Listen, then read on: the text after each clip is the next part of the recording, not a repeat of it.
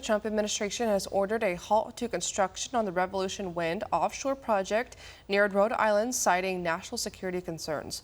That's according to a Friday letter from Acting Director of the Bureau of Ocean Energy Management, Matthew Gianca. The project, developed by Danish firm Ørsted, which was about 80% complete, with 45 of its 65 turbines installed. The decision follows a January memorandum on any new offshore wind projects. Ørsted is evaluating options, including potential legal action.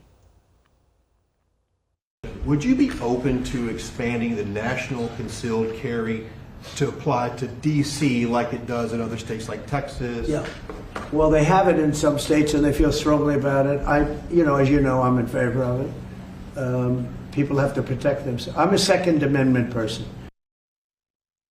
President Trump tells reporters he is open to expanding concealed carry in Washington, D.C. President Trump spoke to the press on Friday, saying he supports expanding national concealed carry to D.C. in light of the city's struggle with violent crime. Well, this follows Trump's executive order to federalize D.C. law enforcement and deploy about 2,000 National Guard troops. President Trump endorses Texas Lieutenant Governor Dan Patrick for re-election. In a Truth Social post Saturday, the president said Patrick is a terrific and powerful lieutenant governor for the great state of Texas, a place he truly loves and won big in 2016. The president adds Patrick's leadership was pivotal in the passing of the new congressional maps in Texas, which he says is fair and much improved, and also said he would continue to fight tirelessly along the side of the administration to secure the border, calling him a true friend to MAGA from the start. Trump said Patrick has his full endorsement, saying he will never let you down. Well, the deal between the U.S. government and chipmaker Intel shakes up the tech world. Here's One America's Chris Boyle with more. President Donald Trump announces the U.S. government will take a 10% stake in Intel, valued at about $10 billion. The announcement came from a press conference at the Oval Office on Friday. President Trump called it a partnership, saying Intel agreed to strengthen America's tech edge. The deal stems from talks with Intel CEO Lip Bu Tan, who met with Trump last week at the White House. I said, you know what? I think the United States should be given 10% of Intel. And he said, I would consider that. I said, well, I'd like you to do that because Intel has been left behind, as you know, compared to Jensen and some of our friends, NVIDIA, some of the people, and the people in, because Intel should have never been. Intel was the biggest, most powerful chip company in the world.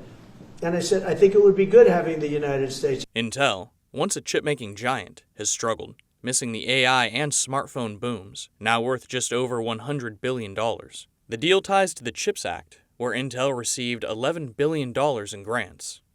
Intel shares jumped 7% after the news. Chris Boyle, One America News. President Trump signals Chicago is likely the next city targeted for National Guard troops, with New York City to follow. This is according to the Washington Post on Saturday. Chicago Mayor Brandon Johnson, however, states he has not been formally notified by the Trump administration about any such deployment and argues that sending troops would not address crime effectively. The Department of Defense has reportedly been planning to deploy the National Guard to Chicago for weeks, a move that could begin as early as September. The plan could also involve the deployment of active duty troops to Chicago. The Department of Defense unveils the first look at a newly established Mexican Border Defense Medal. In a press release Saturday, the department said, effective immediately, the medal is established to recognize service members deployed to the U.S.-Mexico border for Defense Department support to Customs and Border Protection. HEXA said to earn the medal, service members must have been assigned or detailed to a unit that deployed to support CBP within the area of eligibility for 30 consecutive or non-consecutive days from the 20th of January to a date not yet determined. Members previously deployed to support CBP were recognized with the Armed Forces Service Medal. For all our viewers asking where One America News is heading in the future, we would like to introduce you to OAN Live, OAN Live is the best way to stay up to date on all of the hard-hitting, straight-shooting, national and international headlines. And the best part is, OAN Live is only $4.99 per month. All the credible, honest, unbiased reporting One America News offers at a fraction of the cost of cable.